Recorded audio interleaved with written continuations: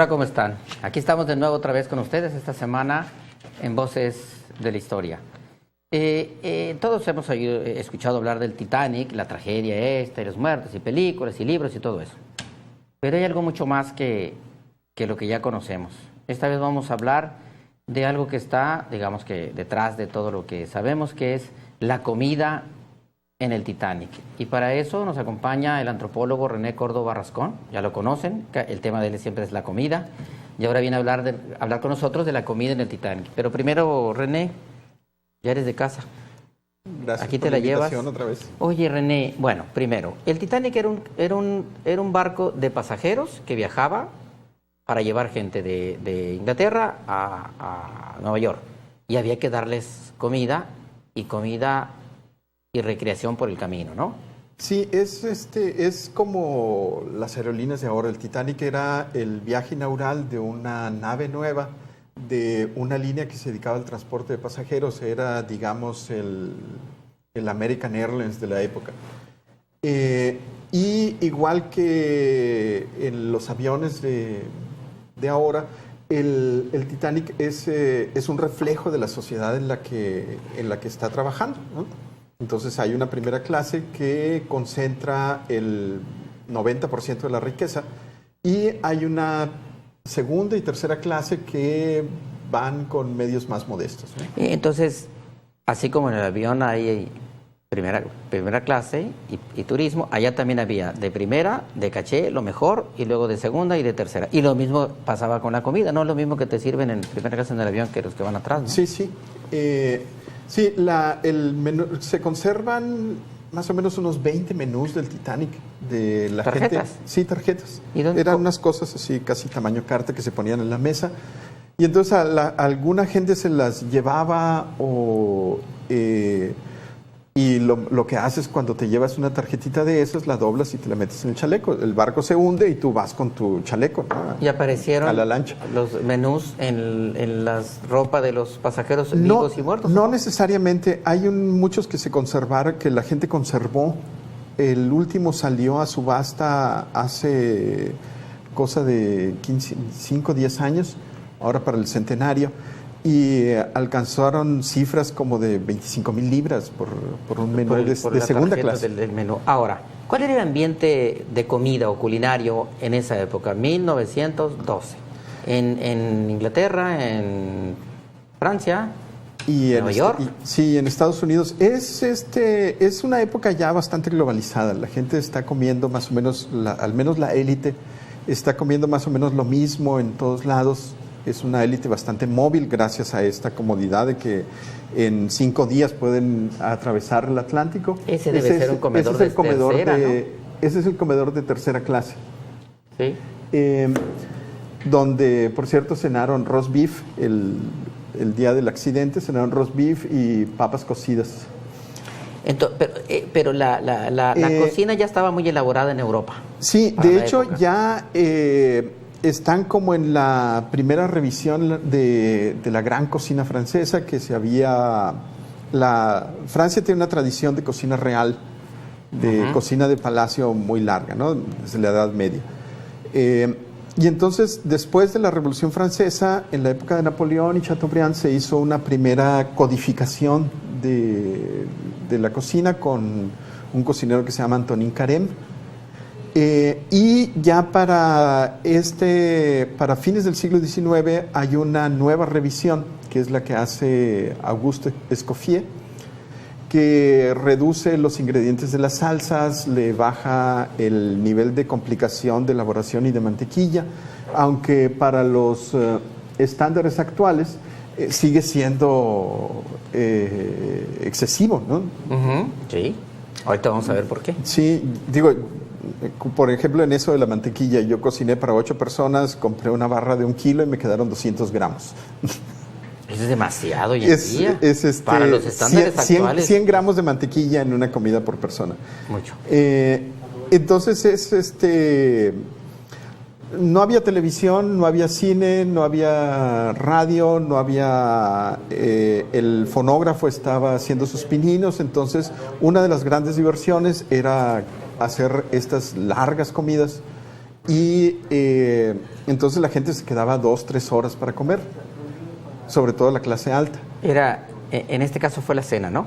Sí, en este caso es la cena. Eso, nos vemos en la cena y ahí hablamos y duraban 3 horas, terminaban con el coñac y el puro, pero era muy larga la convivencia. ¿Y qué era más o menos en general lo que se comía entonces? Vaca se ha comido siempre, ¿no? Sí, vaca se ha comido siempre, mucho cordero, estaba de moda el paté, paté de ganso, que ahora es casi mala palabra. Lo que está de moda es la cocina con mantequilla, que es la cocina del norte de Francia, a pesar de que Escoffier era del sur de Francia. Hay muchas cosas con mucha que se fríen, se mezclan o se adoban con mantequilla. ¿Qué demasiada mantequilla? Lo que pasa es que es la grasa de elección. ¿Sí? Europa, sobre todo el norte de Europa, es una región ganadera y la mantequilla es una fuente de vitamina D. Entonces es como la elección. Y el aceite de oliva, al contrario, que era la opción de aceite vegetal, hay que traerlo desde el Mediterráneo, entonces es un costo mayor. Es cierto, sí. Y los aceites de maíz, de cártamo, esos se descubrieron precisamente durante la Primera Guerra Mundial, cuando los alemanes trataron de encontrar sustitutos para las cosas que no podían importar por la guerra. Ahora, el menú de Inglaterra a Estados Unidos era uno, supongo que el menú de Nueva York para allá era diferente. Sí, el menú era, bueno, no, porque los menús estaban diseñados en Europa. Había ya un asesor gastronómico, un diseñador de menús, que era como, y sigue siendo la gran prueba de los cocineros, ¿sí? De un chef ejecutivo, diseñar un menú con variación, que sea variado, equilibrado y redondo, ¿no? Entonces, el menú tenía como el mismo estándar de ida que de regreso. Entonces hay algunas cosas que vienen de la cocina de Nueva Inglaterra, como el pudding Waldorf, y otras que vienen de la cocina francesa o de la cocina inglesa. ¿No has mencionado pescados y mariscos? Sí, de hecho, como es un viaje corto, se pueden permitir llevar pescados frescos. ¿Ya había los sistemas de congelación? No como los conocemos ahora, se hacían con hielo natural de las montañas. Sí, fue lo que le causó la tragedia. Precisamente ese es un... Hielo. Hielo. Entonces había unas cosas que llamaban armarios refrigerantes, ¿sí? Que era como un gabinete de cocina que se le ponía una barra de hielo encima con una pared de metal. Entonces, gracias a esto se podían hacer gelatinas y cosas a las que entonces eran la última moda. En los postres se incluyen un par de gelatinas. Que supongo que eso solamente lo hacían los chefs, porque no creo que en las casas hicieran como ahora las gelatinas, ¿o sí? Sí. Eran ya domésticos. Había una moda entonces. Ahí está, mira, una gelatina. Sí, esa es una gelatina es un durazno en gelatina de Chartres, y como decoración yo le puse una hojita de... ¿cómo se llaman las florecitas? Esas lilas sí, una hojita aromática. Bueno, antes de ir al menú en particular, quisiera, entonces, ¿qué en general, qué se comía? ¿Vaca? ¿Salmón? Vaca, ¿supongo? salmón, el cerdo. El cerdo era como para el diario, entonces no está en el menú. Los pollos, por el contrario, eran un artículo de lujo en esa época. O sea, el menú incluye salmón y estaban de moda y siguieron estándolo hasta hace muy poco. Las ostras eran... las ostras. Del Mar del Norte, supongo. Sí. Entonces hay el menú incluye unas ostras a la rusa que van mezcladas con vodka y una salsita. ¿Y los postres? Los postres, todavía en esta época no se inventan los polvos de hornear, el Royal. Entonces, o los hacías con carbonato o con la técnica del bizcocho, que fue lo que decidí yo. A ver, dijiste Royal, pero esa es una marca. Polvo Sí. para hornear, ¿para qué era y para qué es? ¿Para qué es? El polvo de hornear tiene un ácido y una base que con la humedad del pastel generan burbujas. Y eso hace que el pastel se levante. Ok. Antes, ¿Es lo mismo que la levadura que usaban en nuestra infancia? la levadura es un microorganismo que en el proceso de digestión va generando gas. Entonces, mientras que la levadura requiere cuidados para mantenerla viva, el polvo de hornear tú lo tienes en tu alacena de manera práctica. Es como una levadura sintética, digamos. La técnica que se usaba en esta época y que es levantar las claras a punto de turrón y luego mezclarlas junto con la harina y las yemas de huevo, y entonces eso te da... bueno, esa es la mesa. Todavía no, porque ahorita vamos a hablar en la segunda parte vamos a hablar de cómo preparar ese menú. Entonces el bizcocho entra con un volumen y sale con ese mismo volumen, no se hincha en el horno. Muy bien, ahora René, entonces ya nos puedes decir cuál es el menú específico de primera clase. De primera clase. Te lo sabes de memoria, ¿no? No, tengo una memoria de historiador muy mala para las cosas prácticas. Lo que hay en todos los menús es típicamente unas entradas o unos canapés. En este caso, el menú ofrecía 2 canapés, unos que eran unas ostras a la rusa, que en vez de limón llevan vodka y una salsita con qué bien mantequilla. Se escucha eso. Y luego el otro son, pero bueno, como teníamos una alerta sanitaria para las ostras y no soy muy fan de los ostiones. No, eso es ahora, pero en aquella época no existía eso. En aquella época sí existía, pero igual se morían de eso. Los otros son unos canapés admiral, que es una pasta de camarones con mantequilla y crema, que se licúa y luego encima se le pone un camarón y una gotita de caviar. ¿No mencionas ensaladas? Ensaladas luego vienen las sopas. El menú propone 2. La primera vez que hice la cena yo hice las 2. La primera es una sopa de cebada. Se cuece la cebada con especies, se retiran los granos y el atolito ese que queda, ese es lo que se come, por supuesto, con mantequilla. El otro es uno de los pocos platos que no lleva mantequilla, es un consomé Olga. Se hace un consomé de pollo y se sirve encima de un callo de hacha y unos pedacitos de zanahoria y de pepino. ¿Llevas 4? Un consomé clarito. ¿Llevas 4? Sí. Los estoy contando. Luego viene los platos de pollo y pescado. Entonces el pescado es un salmón hervido. Yo dije salmón la primera vez que la hice el año del aniversario, 2012. Yo dije, qué flojera hacer salmón hervido, debe saber horrible. Este año me decidí hacerlo por un asunto práctico. Si lo hierves, lo puedes enfriar y servirlo frío. Entonces lo pude hacer un día antes. Entonces se hace otra vez un consomé de hierbas aromáticas y en eso se cuece el salmón. Eso leí. Se cuece. Se cuece y luego ya se enfría y luego le pones una salsa muselina, que es una salsa delgadita como un mousse espumosa, con unos pepinos con vinagre y eneldo. Estamos hablando del menú del Titanic de primera clase y hay que decir que René lo ha cocinado y lo hizo recientemente y está mezclando lo que era el menú y el infierno que le tocó vivir para prepararlo, porque hay que hablar del detalle de cómo le hizo para preparar esa cosa. Vamos a hacer una pausa porque tenemos unas preguntas aquí y vamos a hablar de todo lo que hizo René para poder hacer este menú. Y vamos a regresar con las preguntas del público que nos está viendo por Facebook. Regresamos en un minuto.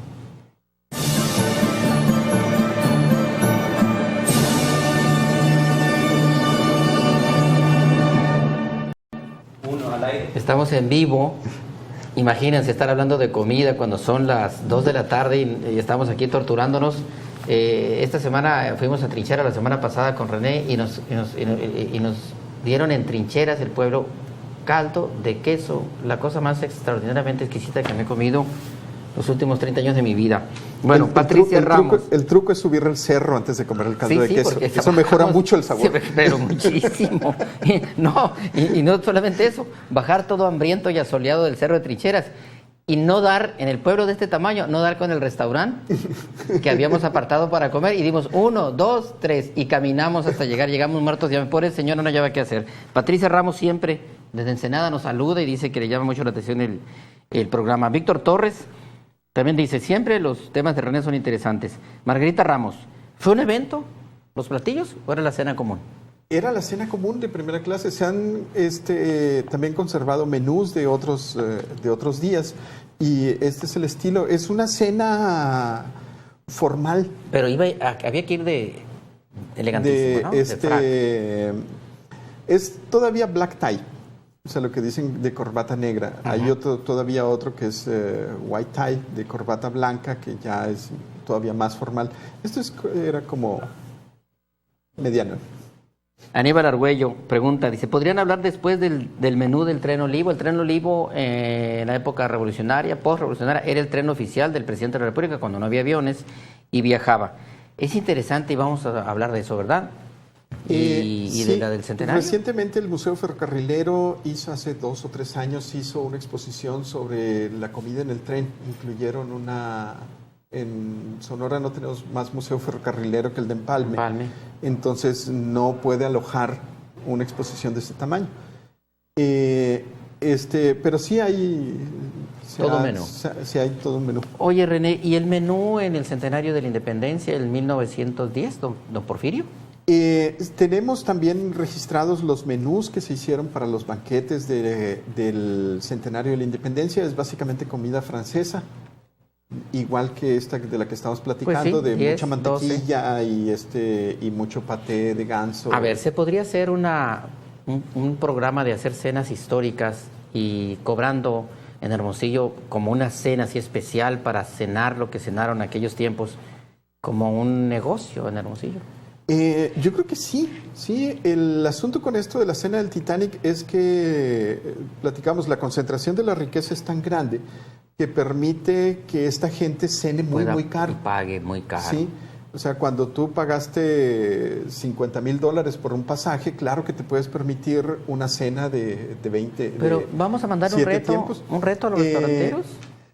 Los restaurantes que hicieron, que reprodujeron la cena de primera clase el 2012, cobraron entre 200 euros y $400. Ay. Pues es una cena como la de Titanic. Bueno, mandamos un reto a nuestro amigo Santos Grill, a ver si él se anima, o cualquier restaurante de Hermosillo que nos esté viendo, que se pongan de acuerdo con nosotros y con René, y un evento especial para una cena exclusiva, alguna serie histórica, la del Tren Olivo, alguna presidencial, la del Titanic o la del Centenario de la Independencia. A ver quién se anima y imagínense. Dice alguien aquí, recuerdo el menú en el avión, pasó a la historia, ya nadie te pone menú. Sí, Fernando Espinosa. Antes cuando teníamos, mi época teníamos aviones supersónicos y comíamos en el avión. Pero era muy caro, Era muy caro. Ahora viajar. Son boletos baratos, pero te dan unos cacahuates. Cuando te dan algo. Sí. Bueno, después del pescado, que era este pescado... Bueno, entremos entonces. Tú preparaste el menú y dinos cómo lo hiciste. Me pasé una semana consiguiendo los ingredientes. Difíciles para empezar, ¿no? Pues hubo cosas que finalmente no conseguí, como paté de ganso, entonces tuve que hacer una mezcla con una latita chiquita que tenía y paté de cerdo para poder hacer el único plato de carne que hice, que fue, mira, ahí estoy en casita. ¿Y te llevó cuánto tiempo hacer? Prepararlo ya, la preparación en forma son 2 días.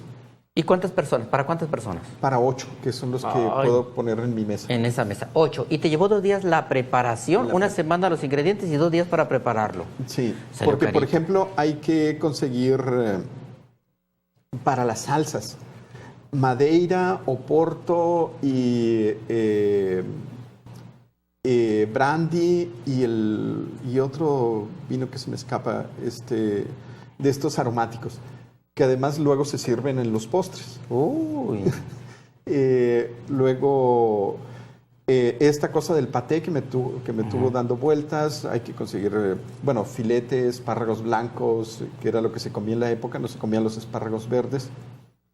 Todavía en francés le dicen de campaña, como campesinos, a los espárragos verdes.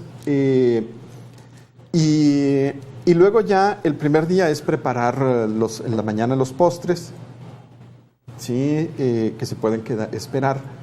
Y luego los platos fríos y luego los platos calientes en la mañana de la comida, que decidimos hacer la comida porque cuando lo hicimos el 2012 lo hicimos como cena a las 6 y no nos podíamos levantar y aún así ese día yo tuve unos sueños muy extraños. Es mucha comida, ¿verdad? Es mucha comida. ¿Cuánto llevamos? Creo que eran 14 platos. Yo hice nada más 14, 17 si incluimos las guarniciones. Hay unas que son realmente laboriosas, como unos timbales de chícharo. Ah, mira, esos son unas hongos rellenos porque 2 de mis invitados no querían salmón. Entonces, bueno, pero hiciste salmón. Sí, y entonces les hice como entradita de sustitución. No fuera que se quedaran con hambre. Además, después del pescado viene el pollo, un pollo a la lionesa. Bueno, de los 2 platos de pollo yo me decidí por uno, que es un pollo a la lionesa, que es un pollo que va enharinado con tomillo y salvia, y luego se le pone unas cebollas caramelizadas en una salsa de pasta de tomate con hierbas de olor y oporto. ¿Tuviste un ayudante? No. Solo te lo hiciste. Sí, porque las porciones son chiquitas, entonces es más, sí me ayudaron para cosas de lo de poner la mesa, que es también otra cosa muy laboriosa. Y también para lo de lavar los trastes, ¿no? Después, porque sí, tienes que usar mínimo 3 copas por persona. Y cada persona, y eso que nosotros servimos los guisados en el mismo plato, cosa que la etiqueta dice que jamás se debe hacer. Pero aún así teníamos como 6 platos por persona sucios al final, más las tazas, y luego la gente dijo que quería, sí, quiero café y también quiero té, entonces ahí... Es que, por cierto, leí que murieron los chefs, los ayudantes y los pinches y los lavaplatos. Todo el mundo murió. Sí, porque las cocinas estaban localizadas en el fondo del barco abajo, y la tripulación tuvo sobre todo estos, tuvieron muy baja prioridad, tenían muy baja prioridad a la hora de abordar los botes salvavidas. Lo que es una metáfora sobre la sociedad aquella y la sociedad nuestra. Vamos en el pescado. ¿Y luego? Luego vienen una cosa que es el filete Lili, que es una torta de papas en mantequilla, por supuesto. Luego va un medallón de filete como un... estas son las papas Ana, que van debajo del filete. Luego el medallón de filete y luego una rebanada de paté frito y luego una salsita que es una reducción de vino. Hablas de los platos como si todavía existieran. ¿Todavía se sirven en los restaurantes del mundo estos platillos? La mayoría no. Esas, por ejemplo, son las papas chateau, que son que se cortan como para que parezcan joyas, ¿sí? Y luego se fríen es una fritura profunda en mantequilla con hierbitas de olor. Bueno, dice rápidamente, Lea Pérez dice, ¿cuántos platillos fueron en total? En total 17, contando el ponche romano. ¿Cuántas clases había? 3. 3. Bueno, saludos. Dice, digan con tiempo cuando inviten a René para ver el programa con botana, dice Kevin Moreno de Agua Prieta. Ya casi nos vamos. Entonces, 8 personas, salió caro lo que hiciste. Sí, digo, como un indicativo son 500 pesos por persona porque yo se incluye el alcohol. Pero sí es y mi trabajo fue porque... ¿No lo cobraste? No lo cobré y es una cosa así de complicidad. Yo no lo puedo hacer solo ni puedo cocinar esto para mí solo, ¿no? Serían como 1,000 pesos, yo creo que incluyendo el trabajo tuyo, 1,000 pesos. Bueno, hay gente que paga 1,000 pesos por una cena exquisita de este tipo en un restaurante. Bueno, esperamos que nuestros amigos restauranteros se comuniquen y digan que que se la jueguen y arman una cena de alto nivel. René los asesora y les dice cómo, y ahí van. A mí sí me gustaría. Sí, están las recetas, está el sitio Dragon Kitchen, si quieren consultarlo, que es donde yo conseguí muchas de las recetas. Y hay otra cosa que se llama Enciclopedia Titánica,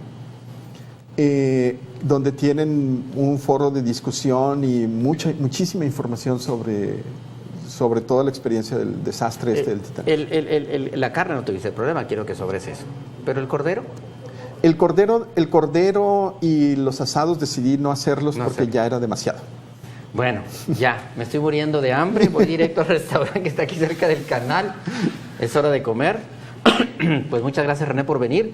Te comprometemos. Gracias. Sigue con tu tema y tráenos después estos. Les vamos a avisar de el tren Olivo, el tren transiberiano debe tener un buen menú, ¿no? Y los rusos no comen bien. Y vamos a hablar de la cena del centenario de la independencia en 1910, cuando gobernaba don Porfirio Díaz, antes de irse a España, a Francia. Muchas gracias por acompañarnos. Nos vemos la próxima semana con otro programa igual o mejor que este, en Voces de la Historia. Gracias, hasta luego.